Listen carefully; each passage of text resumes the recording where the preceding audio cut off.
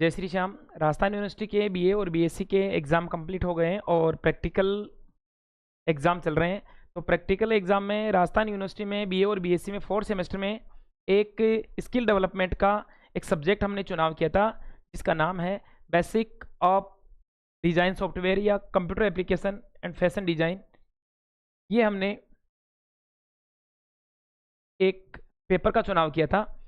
तो इसका भी प्रैक्टिकल होना है, थ्योरी का ये पेपर था नहीं, तो थ्योरी का एग्ज़ाम तो हुआ नहीं इसमें, तो प्रैक्टिकल का एग्ज़ाम होना है। तो प्रैक्टिकल के लिए फाइल कैसे बनानी है, उस विषय पर आज हम उस टॉपिक पर आज हम बात करने वाले हैं। तो उसकी फाइल कैसे बनानी है, फाइल के लिए एक वाइट पेज लेना है और एक जो लाइन वाला पेज है वो लेना है। तो लाइन वाले पेज में तो ये क्वेश्चन लिखने हैं और वाइट वाले पेज में डायग्राम बनाने हैं। तो 20 से 25 पेजेस की एक बढ़िया शानदार फाइल बन जाएगी और उसी में से आपको क्वेश्चन देखने को मिलेंगे और वही प्रैक्टिकल एग्जाम में आएगा। ठीक है, तो पहला टॉपिक है कोरल ड्रॉ। कोरल ड्रॉ का फर्स्ट पॉइंट है वेक्टर ग्राफिक्स क्या है। वेक्टर ग्राफिक्स से सवाल आ सकता है। तो कोरल ड्रॉ वेक्टर ग्राफिक्स पर आधारित है, जिसका मतलब है चित्र या जो पिक्सल्स होते हैं उनको गणितीय समीकरणों के द्वारा परिभाषित रेखाओं द्वारा, वक्रों द्वारा आकृति से बने होते हैं और उनके ऊपर अपने को डिजाइन बनानी होती है। ठीक है, ये डायग्राम आपको बनाना है। इसके बाद में इसके लाभ क्या है, स्केबिलिटी है। आप वेक्टर ग्राफिक को गुणवत्ता खोए बिना किसी भी आकार में बदल सकते हैं। ये उन लोगों का या चित्रण को मतलब बड़े रूप में प्रिंट करने के लिए ये काम आता है। दूसरा, संपादन योग्य, मतलब कोई भी अपन फाइल बनाए हैं ना, उसकी जो स्थिति है उसको फॉर्मेट, उसको वापस उसी स्थिति में आसानी से बदल सकते हैं। छोटी फाइल का आकार, मतलब जो छोटी फाइलें होती है उनको बड़े रूप में इसके द्वारा देखा जा सकता है। दूसरा पॉइंट है Corel Draw interface. Corel Draw interface, जब ड्रा को खोलते हैं तो इंटरफेस दिखाई देता है, इसमें विभिन्न प्रकार के पैनल खुलते हैं। ठीक है,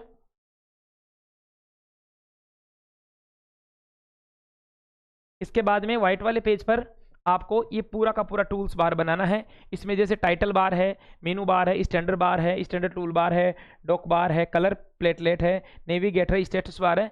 इनके बारे में एक एक करके हम पढ़ लेते हैं। ठीक है, जैसे मेनू बार है। मेनू बार क्या काम आता है, जैसे अपन पीसी खोलते हैं, कंप्यूटर लैपटॉप खोलते हैं तो सबसे पहले मेन्यू का ऑप्शन आता है। तो मेनू बार में जैसे कोई फाइल है, उसका एडिट व्यू देखना है, लेआउट देखना है, ऑब्जेक्ट देखना है आदि, इस मेनू बार से हम कर सकते हैं। उसके बाद में स्टैंडर्ड टूल बार, नए खोलने, सहेजने, प्रिंट करने, कट कॉपी पेस्ट के लिए इस शॉर्टकट बटन का यूज करते हैं। प्रॉपर्टी बार, वर्तमान में चयनित जो भी ऑब्जेक्ट है, जो भी हम काम कर रहे हैं उस विकल्प को दिखाता है और उसकी गतिशीलता को बढ़ाता है। उसके बाद में टूल बॉक्स, विभिन्न प्रकार के उपकरण शामिल हैं जिनका उपयोग ऑब्जेक्ट बनाने में और संपादित करने में, संशोधित करने में काम में आता है।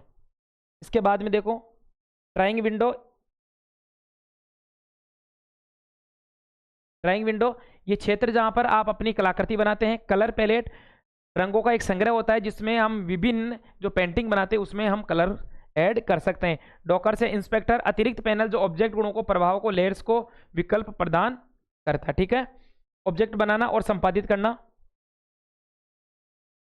कोरल ड्रॉ में हम सरल आकृतियों से शुरुआत करते हैं और फिर उन सरल आकृतियों में अन्य आकृतियां जोड़कर उनको जटिल आकृतियां बनाने के लिए कोरल ड्रॉ का यूज करते हैं। ऑब्जेक्ट बनाना, टूल बॉक्स के आकार में एक उपकरण का चयन करते हैं। उसके बाद में ड्राइंग विंडो पर क्लिक करके उसको खींचकर उसका आकार बनाते हैं। ऑब्जेक्ट का चुनाव करते हैं और ऑब्जेक्ट को स्थानांतरित करते हैं और उसके बाद में ऑब्जेक्ट का आकार बदलकर उसकी सही दिशा या उसको सही आकार दे देते हैं। ऑब्जेक्ट को घुमाते हैं। पिक टूल्स में चयनित जो ऑब्जेक्ट है उस पर क्लिक करते हैं और हैंडल तीर में बदल जाते हैं। इन तीर वाले हैंडल्स को खींचकर ऑब्जेक्ट में घुमाते हैं और उसके बाद में जो अभी कलर वाला ऑप्शन था उसमें जाकर बिना किसी ऑब्जेक्ट का चयन करके कलर पैटर्न में रंग पर क्लिक करते हैं, जिससे आउटलेट का रंग बदल जाता है और नई क्लिक से अपने को नई आउटलेट की लाइन या उसकी शैली प्राप्त हो जाती है। लेयर्स क्या है, अगला पॉइंट है लेयर्स।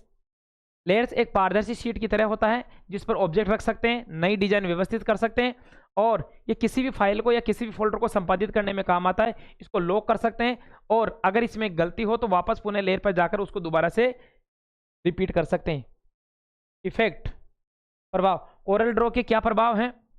कोरल ड्रॉ विभिन्न प्रकार के प्रभाव उत्पन्न करता है जिसका उपयोग आप अपनी कलाकृति को अधिक आकर्षित बनाने के लिए कर सकते हैं। जैसे कोई परछाई है, ब्लर है। कई बार आपने देखा होगा कि फोटो जब खींचते हैं तो उसमें पीछे का जो बैकग्राउंड होता है उसको ब्लर कर देते हैं। तो ऐसा ही ये एक प्रकार का ऑब्जेक्ट है कोरल ड्रॉ।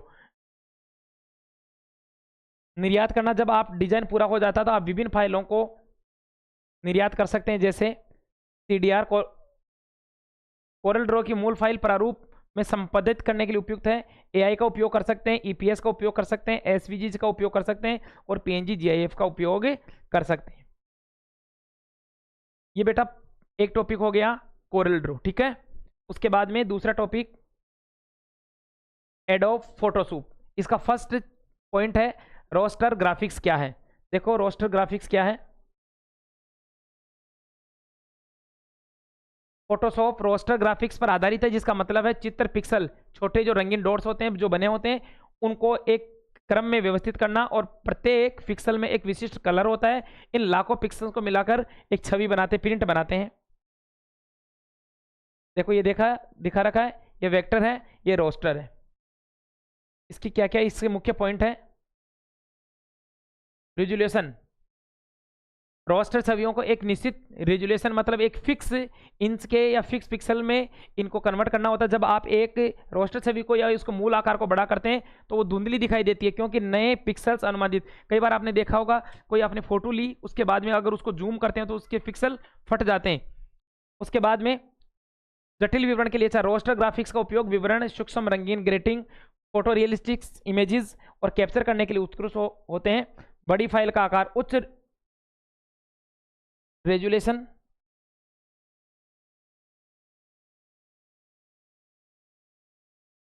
उच्च रेजोल्यूशन वाली रोस्टर फाइलों का बड़ा आकार हो सकता है क्योंकि प्रत्येक पिक्सल के रंग की जानकारी संग्रहित करनी होती है। ठीक है। इसका दूसरा पॉइंट है एडोब फोटोशॉप इंटरसेप्ट। जब आप फोटोशॉप खोलते हैं तो इसमें एक इंटरसेप्ट दिखाई देता है जो विभिन्न उपकरण जिसमें मेनू और पैनल होते हैं। ठीक है। अब व्हाइट पेज पे आपको ये पूरा का पूरा एप्लीकेशन बार, ऑप्शन बार, डॉक्यूमेंट्स टैब और डॉक्यूमेंट्स विंडो, ये पूरा का पूरा आपको बनाना है।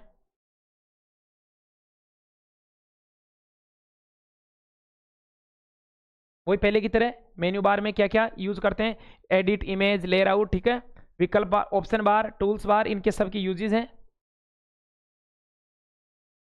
स्टेटस बार जो भी डॉक्यूमेंट्स होते हैं उनकी नाम ही है स्टेटस बार, तो जो भी डॉक्यूमेंट्स है उसकी पूरी की पूरी स्टेटस या उसका पूरी की पूरी स्थिति ये बताता है।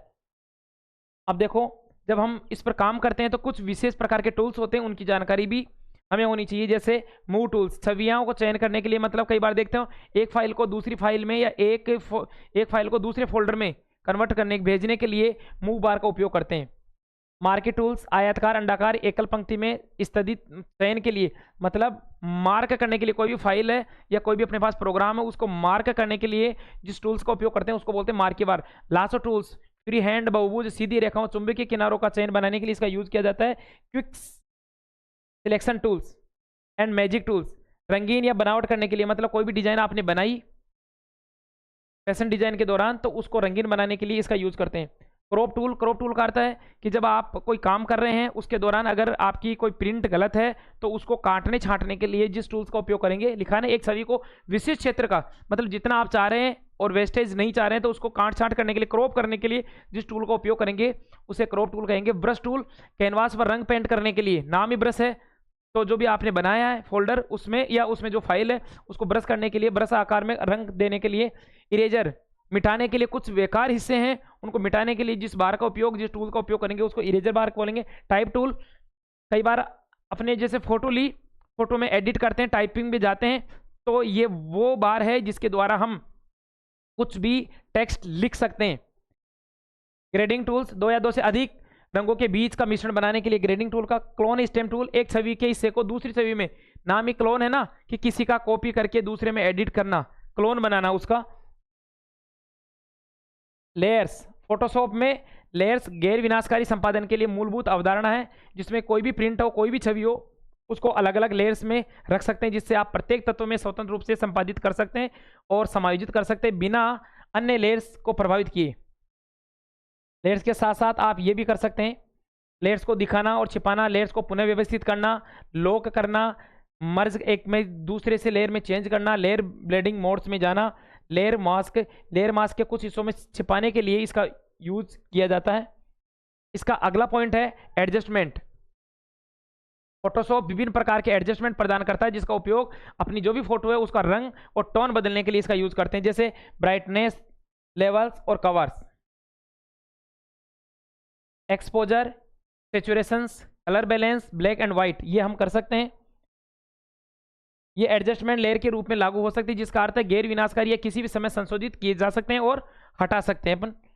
चित्र, पैनल या स्क्रीनशॉट जिसमें विभिन्न प्रकार के एडजस्टमेंट लेयर में आइकन दिखाई देते हैं उनको हम लेयर सक्रिय के द्वारा एडजस्ट कर सकते हैं। फिर उसके बाद में आता है फिल्टर। फोटोशॉप में कई अंतर्निहित फिल्टर होते हैं, आपने देखा होगा स्नैपचैट पे हम जब फोटो खींचते हैं तो फिल्टर का यूज करते हैं। वही फिल्टर ये है, मतलब अपनी छवि को अत्यधिक हाईलाइट करने के लिए, अत्यधिक सुंदर दिखाने के लिए फिल्टर्स का यूज करते हैं।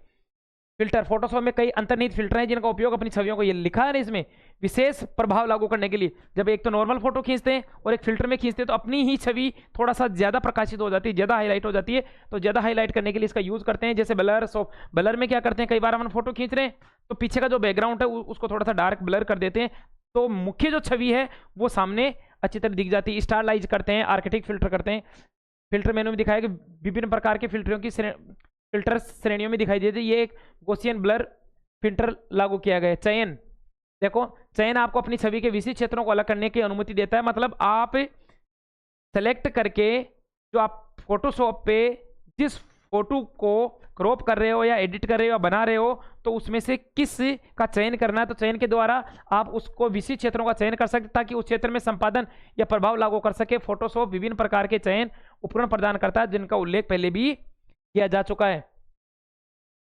निर्यात करना, आप अपनी छवि को मूव कर सकते हैं पीएचडी में, जेईपीसी में, पीएनजी में, सीआईएफ में और टीआईएफ में। इसके अलावा सीएडी इन फैशन डिजाइन, प्रकाश और रंग। रंग वास्तव में प्रकाश का एक गुण है। सूर्य का प्रकाश सफेद होता है लेकिन वास्तव में इंद्रधनुष के सारे रंग, बिल्कुल सही बात है, सूर्य का रंग जो प्रकाश होता है श्वेत दिखाई देता है, लेकिन ये 7 रंगों का मिश्रण है, सभी रंग इसमें शामिल होते हैं। जब ये प्रकाश की किसी वस्तु से टकराता है तो तरंग धीरे धीरे अवशोषित करती है और दूसरों को परावर्तित करती है। तरंग धीरे धीरे परावर्तित होता है और हमारे आंखों तक पहुंचता है। हम उन्हीं, सूर्य से आने वाला प्रकाश श्वेत प्रकाश होता है, तो जिस वस्तु पर सूर्य का प्रकाश आके गिरता है, गिरने के बाद में वो वस्तु जिस कलर को अवशोषित करती है और अन्य कलर्स को वो परावर्तित करती है, वो परावर्तित होने के बाद में वो रंग अपनी आंखों के रेटिना पर आकर गिरता है। तो परावर्तित होने के बाद में जिस कलर का परावर्तन होता है वो जो कलर अपनी आंखों की रेटिना पर आकर गिरता है वही कलर हमें दिखाई देता है। अर्थात सूर्य से तो 7 रंग आते हैं श्वेत प्रकाश में, लेकिन दिखाई वही देगा जिसका वो वस्तु उत्सर्जन कर रही है। ठीक है, ये लिखा है ना इसमें, वस्तु मतलब 7 जो रंग हैं उनमें से जिस तरंग दैर्ध्य का प्रकाश का परावर्तन होगा वही हमारी आंखों तक पहुंचेगा और हम देखते हैं कि वस्तु काली है, पीली है, नीली है। मतलब वस्तुओं का जो कलर है वो सूर्य के प्रकाश के कारण ही दिखाई देता है। मतलब जिस कलर का वो वस्तु उत्सर्जन करेगी या परावर्तन करेगी वो वस्तु उसी कलर की हमें दिखाई देगी। ये रेनबो दिखाई दे रहा है इसमें, ये देखो, red, orange, yellow, green, blue, Indigo और वॉयलेट, सारों का जो मिश्रण आ रहा है यहाँ से तो 7 रंग क्या आ रहे हैं, लेकिन सारों का मिश्रण होकर जो आ रहा है वो आ रहा है श्वेत प्रकाश। ये प्रिज्म है, ग्लास प्रिज्म है। प्राथमिक रंग 3 होते हैं, लाल, पीला और नीला। द्वितीयक रंग जो होते हैं, द्वितीयक रंग किन्हें कहते हैं, 2 रंगों से मिलाकर जो कलर बनते हैं, रंग बनते हैं, वो सेकेंडरी कलर कहलाते हैं। देखो नारंगी, अब नारंगी में लाल और पीले का जो मिश्रण है वो नारंगी कहलाएगा, पीला और नीले का मिश्रण हरा कहलाएगा और नीला और लाल का मिश्रण बैंगनी कहलाएगा। और थर्ड कलर किस प्रकार के होते हैं, जैसे सेकंड कलर को और फर्स्ट कलर को मिला देंगे ना, फर्स्ट कलर कौन कौन से, लाल, पीला और नीला, तो जब फर्स्ट और थर्ड को मिला देंगे ना, सेकंड को मिला देंगे तो थर्ड कलर बनेंगे। जैसे लाल और नारंगी को मिलाकर लाल नारंगी हो गया, पीला और नारंगी को मिलाकर पीला नारंगी हो गया और पीला और हरा को मिलाकर पीला हरा हो गया। ये थर्ड कलर है। रंग पहिया, रंग पहियों, रंगों को एक दर से प्रकाश के रूप में व्यवस्थित करने के लिए उपयोगी उपकरण है। ये प्राथमिक, द्वितीयक और तृतीयक रंगों के संबंध को दर्शाता है। मतलब हमने 3 प्रकार के कलर पढ़े, प्राइमरी, सेकेंडरी और टर्टियरी। ये देखो ये आ गया ना, तो इनका मिश्रण करके ये दिखाता है। रंग पहिए के कुछ महत्वपूर्ण पहलू क्या है, महत्वपूर्ण बिंदु क्या है? पूरक रंग, कॉम्प्लीमेंट्री, एक दूसरे की विपरीत परिस्थितियों के रंग कहलाते हैं। मतलब जो विपरीत स्थितियों में जो रंग काम में आते हैं उनको कॉम्प्लीमेंट्री कलर कहते हैं। जैसे लाल, हरा, पीला और बैंगनी, नीला और नारंगी, जब इन्हें एक साथ रखा जाता है तो एक दूसरे की तीव्रता को ये बढ़ाते हैं और मजबूत कॉन्ट्रैक्ट बनाते हैं। समान रंग, रंग पहिया एक दूसरे के बगल में स्थित रंग समान रंग कहलाते हैं। जैसे लाल, नारंगी और नारंगी, ये रंग आमतौर पर एक साथ देखने पर सुखद लगते हैं और सामंजस्यपूर्ण अनुभव प्रदान करते हैं। त्रिक रंग है, रंग पहिया पर समान दूरी पर स्थित तीन रंग का त्रिक कहलाता है। जैसे लाल, पीला और नीला, ये त्रिक संयोजन जीवंत और सबको संतुलित करने के काम आता है। रंगों के गुण, रंगों के मुख्य रूप से तीन गुण हैं।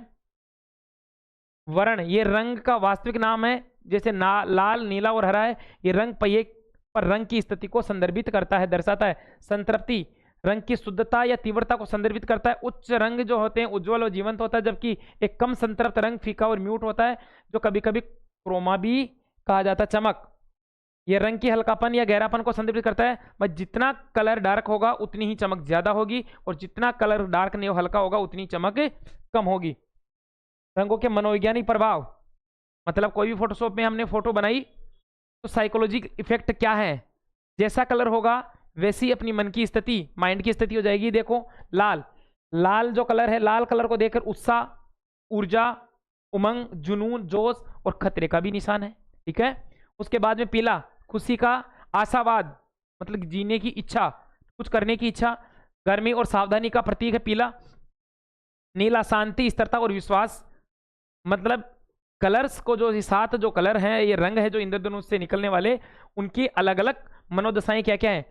हरा जो है प्रकृति को दर्शाता है, विकास को दर्शाता है, स्वास्थ्य को दर्शाता है, और किसी से ईर्ष्या की भावना हो वहां पर भी ग्रीन कलर का यूज किया जाता है। नारंगी उत्साह, रचनात्मक, मित्रता एवं ऊर्जा को दर्शाता है।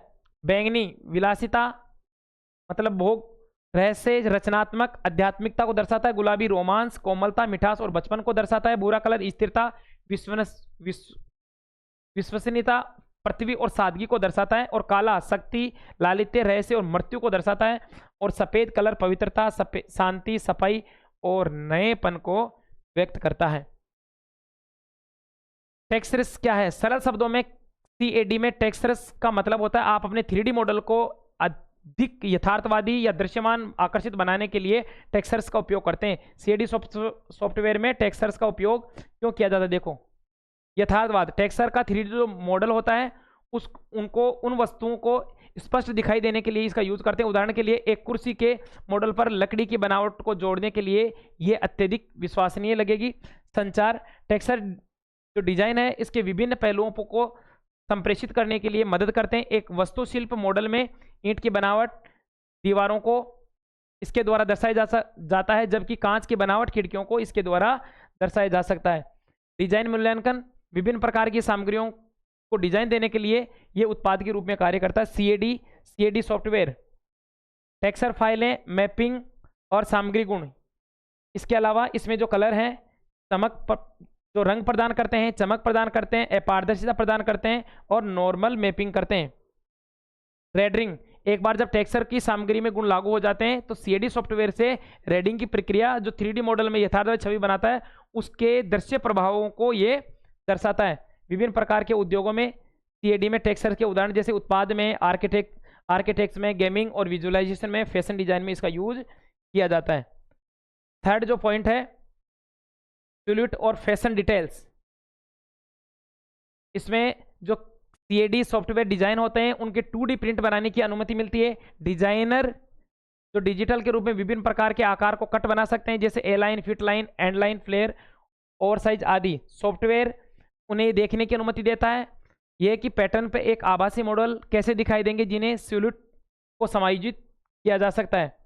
फैशन डिटेल्स का design, neck lines, sleeves, pockets, pleats and darts, fastening, visualisation और प्रोटोटाइपिंग। CAD सॉफ्टवेयर डिजाइनों में उनके डिजाइनरों को यथार्थवादी जो 3D प्रिंट है, विजुअलाइजेशन को देखने की अनुमति देता है। विभिन्न प्रकार के जो वर्चुअल प्रोटोटाइपिंग है उनकी अनुमति देता है। इसके बाद में पैटर्न मेकिंग और ग्रेडिंग,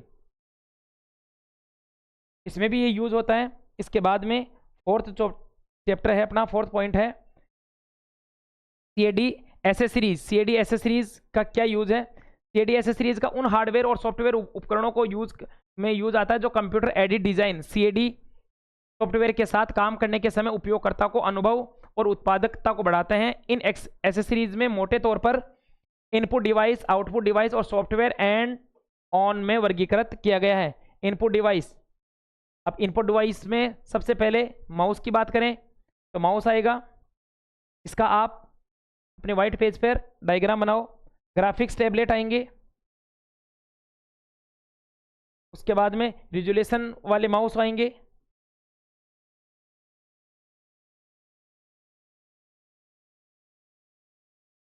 टैबलेट्स आएंगे। आउटपुट डिवाइसों में कौन है? उच्च रेजोल्यूशन वाले मॉनिटर, सटीक रंग सटीक display, plotter, software accessories add on जिसमें सीएडी लाइब्रेरीज और सामग्री आएगी, रेडरिंग सॉफ्टवेयर और प्लगइन आएगी, रेगुलेशन और विश्लेषण सॉफ्टवेयर। इसके साथ साथ कंप्यूटर एडेड मैन्युफैक्चरिंग, उत्पादन डेटा प्रबंधन, पीडीएम और सहयोग और उपकरण, कस्टमाइजेशन और ऑटोमेशन उपकरण।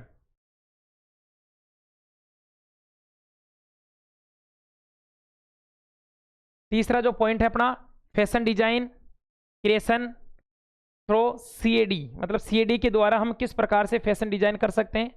इसमें फर्स्ट है CAD mood board. Mood board का यूज कर सकते हैं, जिसमें सबसे पहला पॉइंट है कलर। कलर को हम यूज करेंगे। कहानियां, स्टोरियां, ये भी हम लिख सकते हैं, अपने विचारों को, अपनी अवधारणाओं को, प्रेरणाओं को इसमें हम ऐड कर सकते हैं। इसके बाद में टेक्सचर्स, बनावट, किसी भी डिजाइन की सतह को दृश्य या स्पर्शीय गुणवत्ता को दिखाने के लिए हम टेक्सचर्स का उपयोग करते हैं। सीएडी में मूड बोर्ड बनाने के चरण, सबसे पहले हम जानकारी कलेक्ट करेंगे, उसके बाद में इमेज और विजुअल को ढूंढेंगे, रंग पैलेट बनाएंगे, बनावट का चयन करेंगे। बनावट का चयन करने के बाद में कहानी को शामिल करेंगे, जो भी हम जिस टॉपिक पर कहानी लिख रहे हैं, उसके बाद में उसकी समीक्षा और संशोधन, और उसके बाद में सीएडी सॉफ्टवेयर का उपयोग करके जो मूड बोर्ड की सहायता से हम इस कहानी को अन्य के साथ साझा कर सकते हैं। सीएडी मूड बोर्ड के लाभ क्या है? डिजिटल सुविधा है। भौतिक जो बोर्ड के विपरीत सीएडी मूड बोर्ड आसानी से संपादित करता है, अपडेट करता है और साझा करने में भी काम आता है। संगठन में मदद करता है, सहयोग में मदद करता है। पुनः प्रयोज्यता, मतलब मूड बोर्ड के तत्वों को अन्य डिजाइन और प्रोडक्ट के साथ पुनः उपयोग में किया या लाया जा सकता है। यथार्थवादी विजुअलाइजेशन। सेकेंड पॉइंट है dressing up according to themes, मतलब थीम के अनुसार ड्रेसिंग करना। जैसे इसमें क्या क्या शामिल है? कपड़ों का चयन और स्टाइलिंग। जब हम फैशन डिजाइनिंग का कोर्स कर रहे हैं तो जो थीम के अनुरूप जो भी कपड़े हैं उनके टुकड़ों को एक साथ मिलाकर उनका लुक बनाना। थीम रेट्रो, 7S या फ्लेबोर, पैंट, टाई, डाई